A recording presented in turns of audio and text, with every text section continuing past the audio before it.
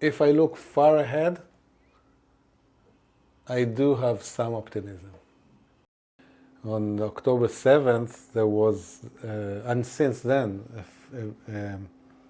a feeling of that we are not protected, that our existence is in danger. The attack put the Palestinian problem back on the table after Israel, and especially Netanjahu and his government, tried to dust it away off the table. This government is the most extreme right-wing government, the most settler-supporting government ever. But this government is not going to last after what happened. A son of a friend, a colleague, was killed on the first day. For the first time in 50 years, we had no choice. We had to attack Hamas. Then you could ask, okay, how do you fight them? Why do you have to kill so many children and innocent people and women? I wish it would stop and the suffering there would stop, the suffering of Palestinians by the hands of the settlers. I would give up the settlements tomorrow because they are a big part of the problem and a big obstacle to try and find a solution. In the past, these moments of shock or of defeat for Israel, of humbleness, of humbling, in the past they led, after a few years, to actual progression. No one is going anywhere. We are going to stay and they are going to stay, and we will see if we will continue to live with conflict forever or try another way.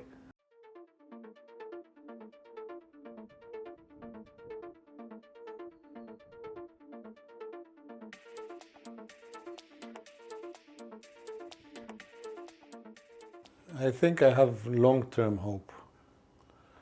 At the moment, you cannot look beyond the moment because the moment is still very painful. And and there are still 200 hostages, and there's a war still not finished, and there is no plan for after the war. No one knows what the goal is, what's the objective of the war. No one says it. Okay, there are two objectives: return the hostages and destroy Hamas. But what is the larger objective? How are we going to live in this place? So at the moment, it's hard to look there. I mean, I do expect the leaders to tell me what they are seeing, and they are not saying it. But for the common people, it's understandable that we are not looking that far, and we are concentrated on the moment, still coping with what happened, and especially waiting for the hostages to come back. And but if you ask me in the longer term, I think there could be an opportunity, perhaps, even after, even more so after what happened. In the past, these moments of shock or of defeat for Israel, of humbleness, of humbling, in the past they led, after a few years, to actual progression in the long way to finding a solution to the conflict. So in 1973, we suffered the humbleness and defeat in the war, the Yom Kippur War. 4 years later, or 5, 6 years later, we had peace with Egypt. In 87 was the first, the late 87 was the first Intifada, the first time the Palestinians have resisted the occupation, and I was there as a soldier in Gaza. And 4 or 5 years later, there was an agreement with the Palestinians. It didn't work eventually, but some of it did work. So again, I think that it is a possibility that this moment of defeat and humbleness would lead maybe a few years later to trying something else, because I think we have no choice. And I think there might be the conditions with the right pressure from outside, from the US, and with the people, more people realizing there is no, it was wrong to believe that the Palestinian problem will just go away or stay repressed somewhere outside the consciousness, outside our thoughts. It doesn't work. So yeah, if I look far ahead,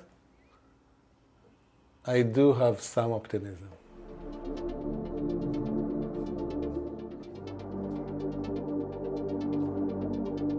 It's an interesting comparison because people are saying, you know, I've been reading lately, the bombing of Hamburg, tens of thousands or hundreds of thousands killed, I'm not sure. But innocent people, just German citizens, did they have to die? You're saying there was no other way. Maybe you're right, but maybe it didn't have to be this number of destruction, this size of destruction, and this number of German killed, innocent citizens killed. You don't know, but look, what else could we do? We had to, I think it's a no choice, it's the first no choice war that we had in 50 years. You know, we had a few wars in Gaza and in Lebanon in the last 50 years that we could have avoided. This we could not avoid. For the first time in 50 years, we had no choice. We had to attack Hamas. Then you could ask, okay, how do you fight them? Why do you have to kill so many children and innocent people and women? And it's a question. I don't have a good answer for it. I know that we had to attack, we had to hurt them, because otherwise what? You're saying, okay, that's fine, take what you want. Do more of this. Do what you want. We're not here. We don't have any defenses. We had to show that we have the defenses and that we are trying to get back at Hamas. And there is a distinction, and you also mentioned it in the question, between Hamas and between the Palestinian people. Like there is a distinction between the Nazis and the German people in the comparison that you made. Even if many Germans voted for the Nazis and many Palestinians in Gaza voted for Hamas. The last time Palestinians voted for Hamas, by the way, is 17 years ago. So most people in Gaza were not born yet. So what I think about this war, I think we had no choice. I do have empathy to the innocent Gazans who are killed. And I think it's a very tough war. Hamas are obviously have less empathy than me to their own people in going into hospitals and going into very populated civilian areas and fighting from there. And this is what I can say.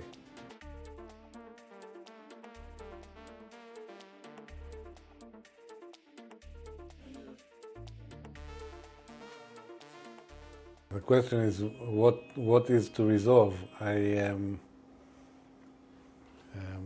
I would give up the settlements tomorrow, because they are a big part of the problem and a big obstacle to try and find a solution. But I don't think it's going to happen. I think if I thought it was happening, it would be a fantasy. And it's even tougher that they are behaving wildly, they are behaving violently, and there's not enough. They're doing it under the cover of the war. Everyone is concentrating on the war and what's happening in Gaza, and they're doing it undercover, and the army is not stopping them enough. The police is not stopping them enough.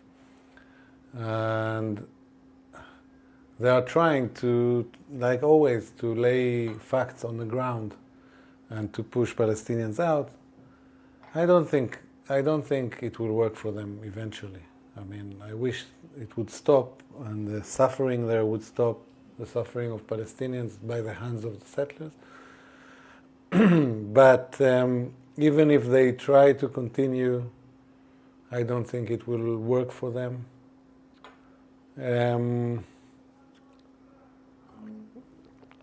You cannot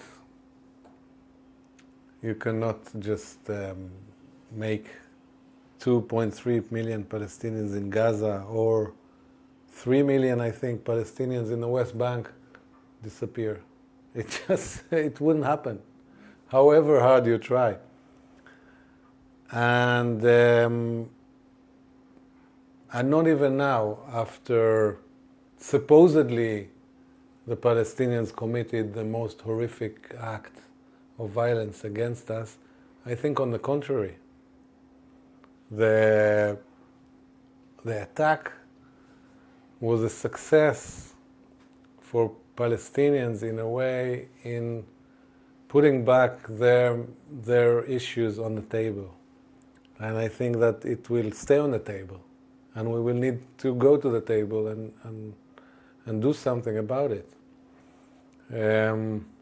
It's an interesting question as a side point, if the attack was successful for Hamas, because it might lead to the Hamas, pushed aside and actually losing a lot of strength because of the military operation and also with world legitimacy.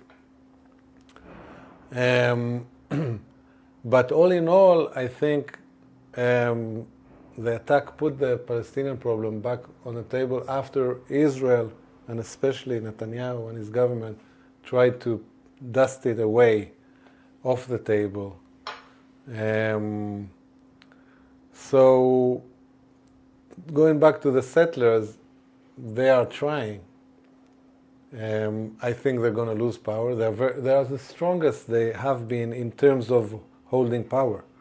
In terms of this government, it's the most extreme right-wing government, the most settler-supporting government ever. But this government is not going to last after what happened. So they're going to lose strength. They're going to lose power. They're trying to hold on to it, to take the money now when they're in charge of the money, and to do all these violent actions in the West Bank while people are not looking. But I think they're not gonna remain with such power.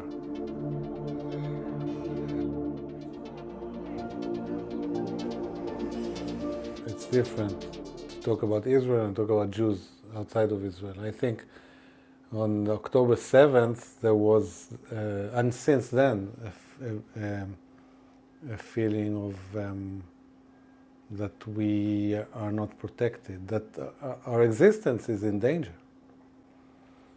I think that since then we at least restored the confidence that we are not going to be destroyed, like some of us were destroyed on that day.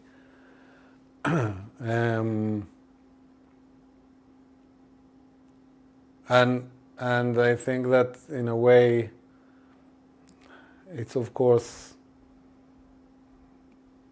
different to anything before, and it's the most shocking attack that we've seen. But in some ways, it's business as usual.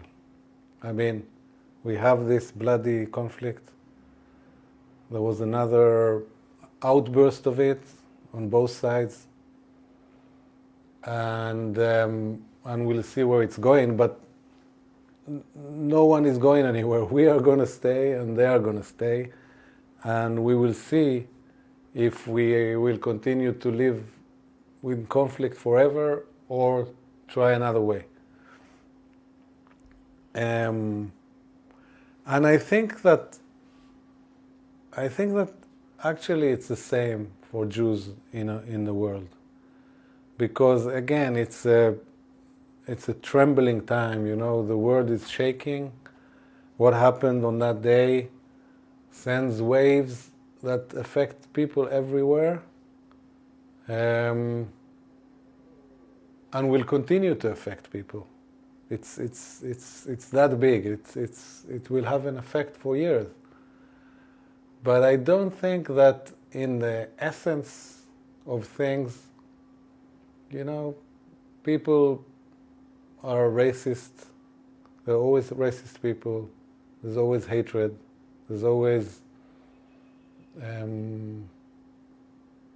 people who are easy to manipulate or easy to think that someone else is bad or evil or smaller than you are, and so on. But I think that all in all, and I don't look lightly at attacks on Jews that have been taking place and have been increasing since October and happened in wherever, New York, Berlin, London, Paris, and other places. But I think that all in all, you know,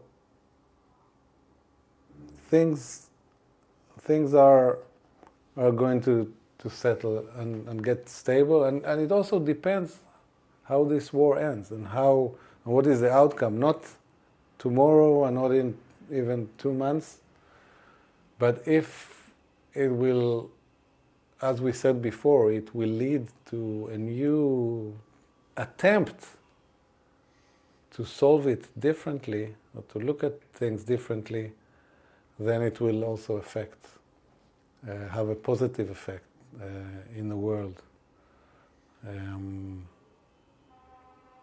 And I think, you know, it's not all in our hands. There are different sides to this game, but a lot of it is in our hands, and I hope that we can change the attitude and try to lead a different way that will affect us here, and then as a consequence will affect Jews and non-Jews everywhere in the world.